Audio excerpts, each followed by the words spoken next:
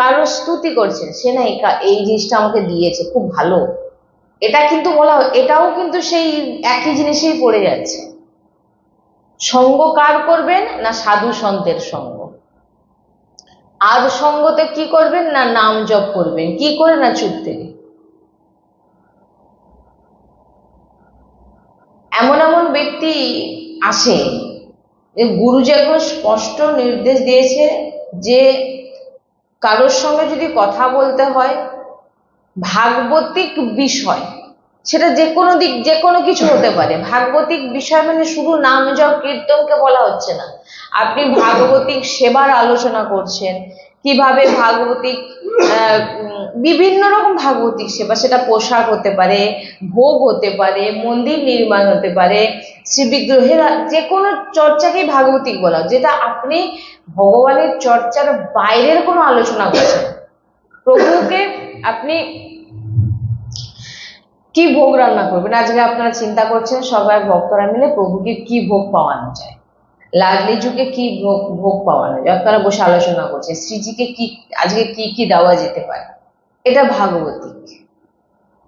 তাই বলছেন সঙ্গ করো তো সাধু সঙ্গ করো, বার্তা করো তো সাধু সন্তের সঙ্গেই করো। সাংসারিক ব্যক্তিদের সঙ্গে যখন কথা বলবেন তখন সাবধান হয়ে যেতে বলছে, কারণ তাদের প্রভাবটা কিন্তু বেশি। কেন বেশি? কারণ আপনার মধ্যে ভাগবতিক সেই যে পাওয়ার এখনো সেইভাবে আসেনি, কিন্তু তার মধ্যে কিন্তু কলির মায়ার যে প্রভাবটা কিন্তু বেশি। তাই জন্য কি হচ্ছে, আপনি যখনই তার কাছে যাচ্ছেন আপনি কিন্তু হেরে যাচ্ছেন, আপনি তার মতনই হয়ে কথা বলছেন।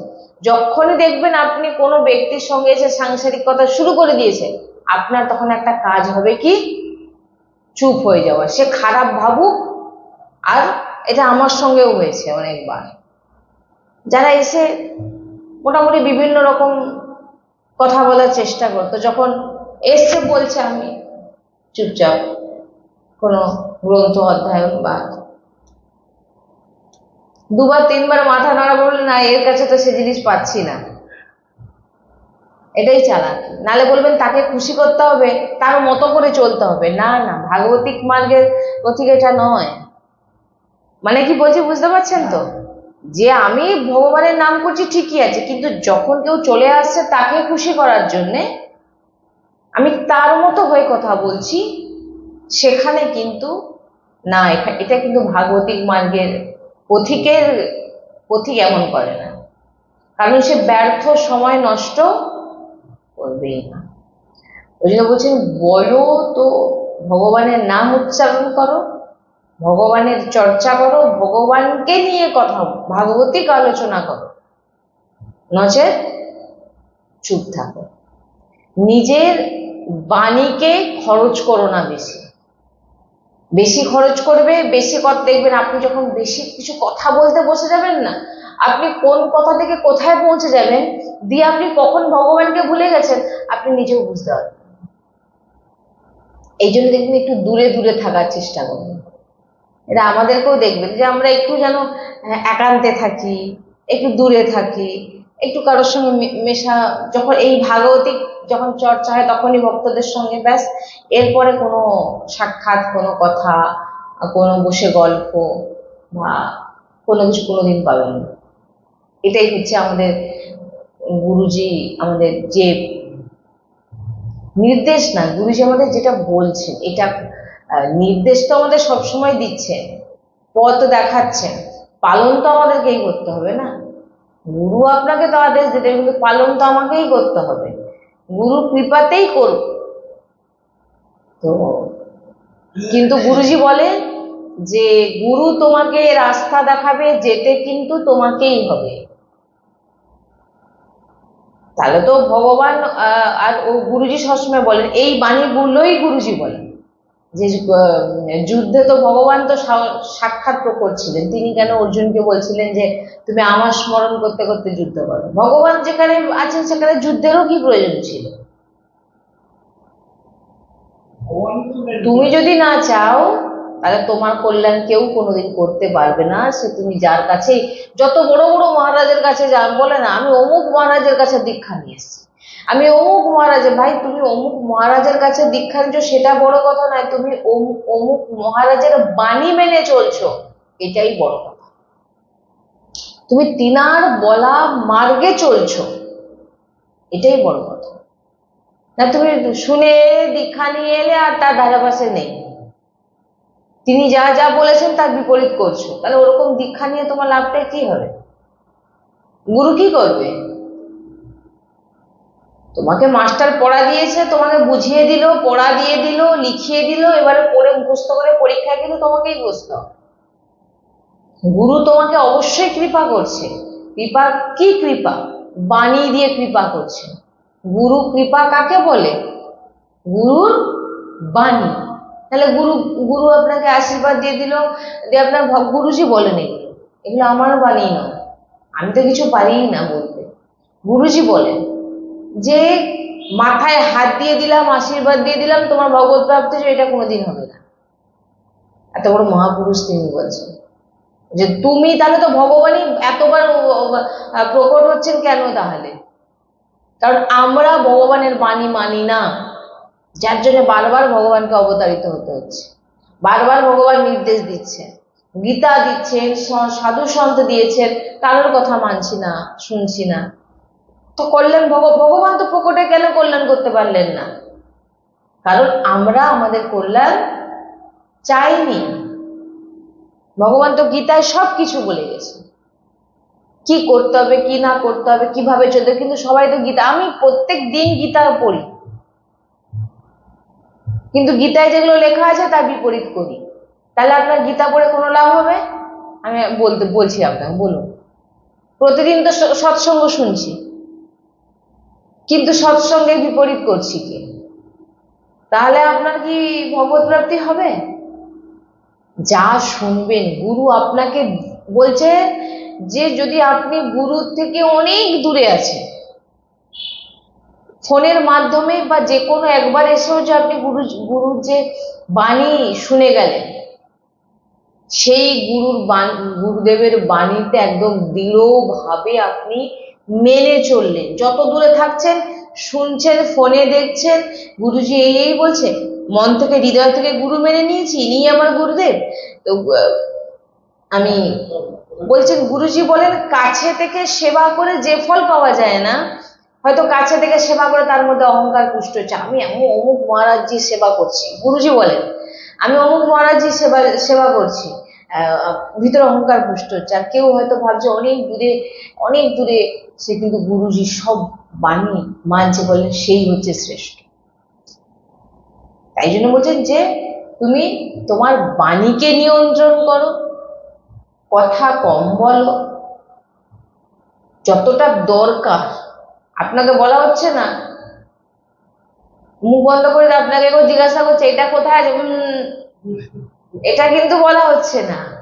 দরকার দিনে এখন বলবে যে আপনি তো বলেছেন কথা বলতে না, তাই জন্য করছি না। যতটা দরকার আপনি বলবেন, ব্যর্থ বলছেন না কথা বলতে। কেউ চলে আসলো, আপনার সামনে এসে বসে গেল, সে তার কথা জীবনের দুঃখ, আপনি তো একই জীবনের দুঃখে, আপনি নিজে দুঃখে ভরা, এবার আপনি অপরের দুঃখকে কিভাবে আপনি বলুন? আপনি নিজে একে দুঃখী, এমন কোনো ব্যক্তি নেই যে সুখী শুধু হরিভক্ত ছাড়া। বোঝেন না, কই তন দুঃখী, কই মন দুঃখী, কই ধনবিন রহতে উদাস, থোড়ে থোড়ে সব দুঃখী, সুখী সুখী হরি কো দাস। হরির দাস ছাড়া কেউ সুখী নয়, সব দুঃখী। তাহলে এবারে একটি দুঃখী ব্যক্তির কাছে আরেকজন দুঃখী ব্যক্তি এসে তার দুঃখের কথা শোনাচ্ছে, সে তোমার কি সলিউশন করবে? আর একটি কথা তো আমি সবসময় বলে থাকি, জীবনে কোনোদিন নিজের দুঃখের কথা কারোর কাছে শেয়ার করবেন না, কারণ যাকে আপনি শেয়ার করছেন সে নিজেই দুঃখী। সে আপনার কোনো সলিউশন বলবে না আমি হালকা হওয়ার জন্য, তো প্রভুকে বলুন। তার কাছে আপনি বললেন, সে মনে মনে ভাবছে ঠিক হয়েছে, ঠিক হয়েছে, এটাই দরকার ছিল হওয়ার, মনে মনে ভাবছে আপনার সঙ্গেই আছে, কিন্তু আপনার কোনোদিন ভালো চায় না। আপনার ভালো চায় এমন ব্যক্তি খুব কম পাবে, বুঝুন। আপনাকে ভালোবাসবে, আপনার কিভাবে কল্যাণ হবে সে পথ বা সেই ভাবনা খুব কম লোক আছে আপনার চারধারে, আমি বলে দিলাম। আপনার সঙ্গেই আছে, কিন্তু আপনার কোনোদিন ভালো চায় না, এর খারাপ হলেই ভালো, যে কোনো দিক থেকে। এটা মিলিয়ে নেবেন। সংসারে যদি আপনি 5 জনের সঙ্গে আছেন, 5 জন আপনাকে ভালো চাইবেন, আপনার ভালো চাইবেন। এই জন্য বলছেন যে আপনি যাকে দুঃখের কথা বলতে যাচ্ছেন সে মনে মনে ভাবছে ঠিক হয়েছে, শুনে ওপরে বলছে না না এটা ঠিক হয়নি। তার নিজের মধ্যে তো এক গাদা ভর্তি দুঃখে ভরা জীবন, আরেকজন গিয়ে তাকে শোনাতে যাচ্ছে, উল্টে আবার সে আবার তাকে মনে মনে ভাবছে যেটা হয়েছে বেশ হয়েছে। এতে কি হলো? আপনার কি লাভ হলো? আপনার দুঃখ, আপনার ভিতরের পাওয়ার কমে গেল। আপনি যে কাউকে শুনিয়ে দিলেন, শোনানো মানে কি হলো? আপনার মন দুর্বল হয়ে গেল, আপনি মন বলবান হয়ে গেল, আপনি দুর্বল হয়ে গেলেন। মন এবার বারবার আপনাকে দিয়ে সবার কাছে বলাবে, দুঃখ বলাবে, দিয়ে নিজে আনন্দ নেবে। এখানে বলা হচ্ছে আপনি নিজেকে যত সহ্য করাবে, মন কিন্তু তত আপনার বশে আসতে থাকবে। এই জন্য বলছেন, গুরুজি বলেন কাউকে দুঃখ শেয়ার করবে না, কারোকে দুঃখের কথা বলবে না, একদম না, নিজের কাছের লোককেও না। চুপ থাকো। তুমি তাকে বলছো, সে তোমার কথাটা শুনে, সে যে কেউ হতে পারে, যে কেউ হতে পারে। আপনি দুঃখের কথা বললেন, সে হয়তো সেই কথাটাকে পছন্দই করে না। আপনি দুঃখের কথা বলতে বললেন ঠিক হয়েছে, এই জীবন থেকে এটা চলে গেছে, ভালো হয়েছে, কিন্তু আপনি সেটাতে দুঃখ পাচ্ছেন। এগুলো বাস্তব জিনিস। মহাপুরুষগণ এমনি বলেননি, এই জন্য বলছে যে মহাপুরুষদের সঙ্গ করো, ভক্তজনের সঙ্গ করো। তিনাদের বাণীতে, তিনাদের ভজনে যদি একটু আমাদের ভিতরে এমন ভাবনা আসতে পারে যে ভক্তদের মধ্যে সে ভাবনা, না হলে রেশারেশি, সে ওটা করে নিচ্ছে, ও আমাকেও করতে হবে, আমাকে তার থেকে ভালো করতে হবে। এই রেশারেশিতে জীবন শেষ হয়ে গেল, একটা সময় আসলো মরে গেল, যে কাজের কাজ করতে আসতো সেটা কিন্তু আর হলো না। এই জন্য বলছেন যে সংসার থেকে সংসারে থাকুন। ভগবান গীতাতে অর্জুনকে বলছেন সন্ন্যাস কাকে বলে তুমি জানো? বলছে সন্ন্যাস একেই বলে যে বস্ত্রকে সন্ন্যাস বলে না, সন্ন্যাস ভিতরের ত্যাগকে বলা হয় সন্ন্যাস। কেউ বস্ত্র ধারণ করে নিয়েছে বলে, লাল হলুদ করে নিয়েছে বলে সে সন্ন্যাস হয়ে গেল? এটা তো একটা, এটা গুরু প্রদত্ত। কিন্তু আপনার ভিতরে যদি ভাবনা থাকে, লোভ থাকে, কাম থাকে, মোহ থাকে, হিংসা থাকে, তাহলে আপনি কিসের সন্ন্যাস? সন্ন্যাস মানে বুঝুন, সন্ন্যাস যিনারা সন্ন্যাস হন, তিনাদের চরণে গিয়ে বসবেন, তিনাদের কাছে মনে হবে যে এসে যেন শান্তি পেয়েছি।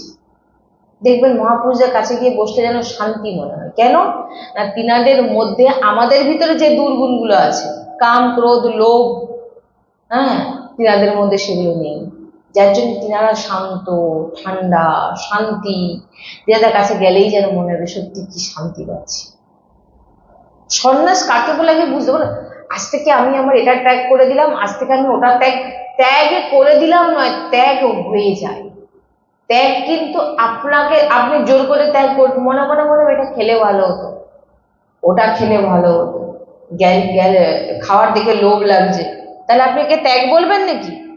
ব্রত করে বলবেন আমার ওটা খেতে ইচ্ছে করছে। আমি এই কথাটা আগে সেদিনকেও বলেছি। মানে কি বলতে, ত্যাগ ত্যাগ মানেটা বুঝতে হবে। ত্যাগ কখনো আমরা করতে পারি না, ত্যাগ স্বতঃ হয়ে যায়, স্বতঃ হয়ে যায়। তাই এখানে বলছেন যে এই পরমার্থে যদি এই মার্গে চলতে যান, তাহলে এই 3টে জিনিসকে কন্ট্রোল করতে হবে। নিজের বাণী খুব কম ব্যবহার করুন। ভাগবতীকে বলছেন ঠিক আছে, কিন্তু ভাগবতিক ছাড়া সাংসারিক ব্যক্তি এসে গেল, তার সঙ্গে আপনি সে তার দুনিয়ার চর্চা শুরু করলো, আপনি তার সঙ্গে বসে তার কথা শুনতে থাকবেন।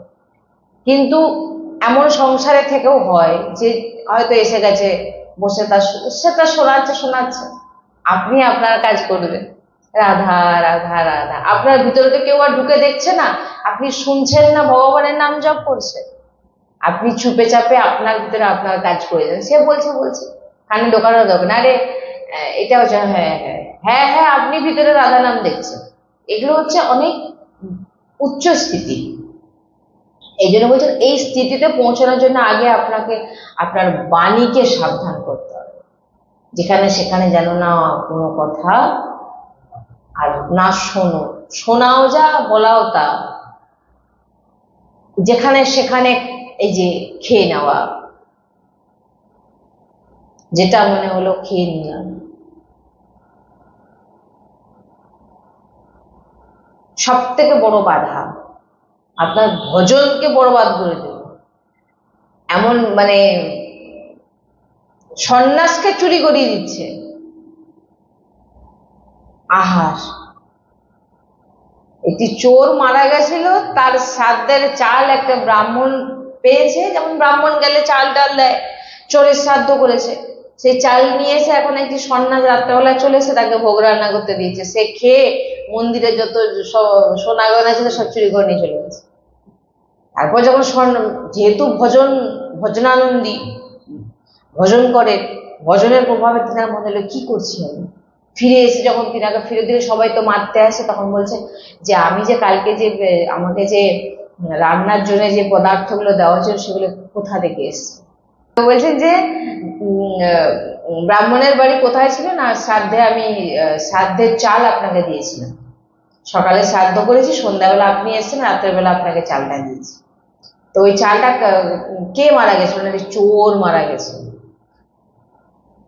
এই জন্যে ভক্তের বলছে কোনো সাধারণ সাংসারিক ব্যক্তির শ্রাদ্ধে কোনোদিন যাবেন না, খেতে কখনো যেতে নেই, কখনো শ্রাদ্ধ বাড়িতে খেতে যাবেন না। মহাপুরুষদের যখন ধাম প্রাপ্তি হয় সে মহোৎসবে গিয়ে আপনি প্রসাদ পান, তিনার কর্মফল, তিনার ভজন আপনি সেই কৃপা প্রাপ্ত হবে, তিনার ভজন আপনি প্রাপ্তি হবে। আর এ পাশে আপনি সাংসারিক ব্যক্তি মরে গেছে, তার শ্রাদ্ধে খেতে চান, তার কর্মফল আপনাকে প্রসাদ রূপে আপনাকেও দিয়ে দিবে, আপনিও নিয়ে চলে গেলেন। এগুলো অনেক মানে সাবধানের বিষয় আছে। অনেক শুনেও যে করে মানে তাকে বলে আর কি বোঝাবো, মানে সে তার নিজের কল্যাণ কোনোদিনই চায় না, আপনি বললেও সে শুনবেও না, মানে না গেলে হয় নাকি, খারাপ ভাববে, ভাই সে খারাপ ভাবছে তো আমার কি, আমাকে কেউ খাওয়াতে পারবে না, কারণ আমার জীবন আহার নয়, আমার জীবন।